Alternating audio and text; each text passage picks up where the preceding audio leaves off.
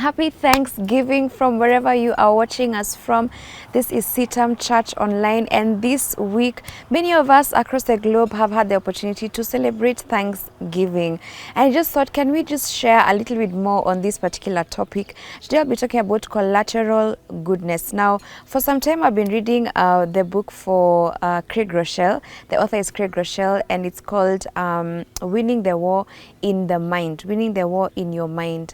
And it's just been an amazing time for me to reflect on how he went through the book, and he was writing the book on a couple of topics here and there.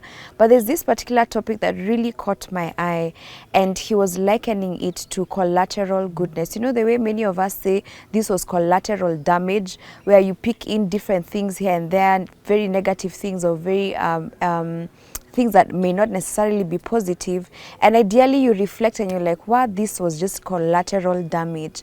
But then again, he was bringing it home, not to publicize it, we are not in partnership or anything, but he was bringing it home, and he was helping us understand in the book that God is so faithful enough that there are things that he did, but there are also things that he didn't do. And I know Thanksgiving is an opportunity for us to reflect on things that may have happened in our lives throughout the year, but there are also things that didn't happen, and are we thankful for the things that didn't happen? When I look at the story of Joseph, and I see how Joseph was a young man, just at the age of 17 he was sold by his brothers. Can you imagine your own family, your own flesh and blood, the people who are supposed to be showing you love and just loving on you, are the ones who are selling you off? And he was thrown into the pit, and when he was thrown into the pit, he was sold to the Egyptians. And once he was sold into the Egyptians, later on we see his life, where again he was taken to prison. And this is a man who eventually became one of the very prominent people in Egypt. And just reflecting on his life, I would have asked myself, are there things that Joseph was grateful that God did for him? Or are there things that Joseph was grateful that God didn't do for him? I think he would have been grateful that God didn't give him an opportunity to be with his family throughout that time, because then he would not be, you know, one of the officials in the very high rankings and hierarchy of the Egyptians at that particular time. He wouldn't be in a position to help his family during the time of famine. And just bringing it home, are there things that you can reflect on throughout this week of Thanksgiving, you know, and say that I'm grateful that there are things that God didn't do for me this year. I'm grateful that there are things that God didn't do, one or two things, and this is why I stand today and declare that he is good and he is faithful.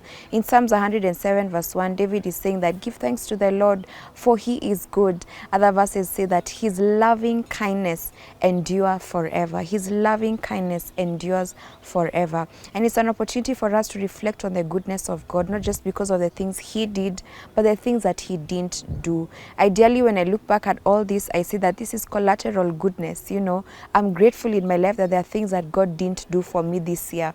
And that is why today I stand and I can reflect and say, indeed, he saved me from this particular area. He saved you from this particular thing. He covered you. He watched over you. He protected you. He formed a hedge of protection around you and your family and your loved ones.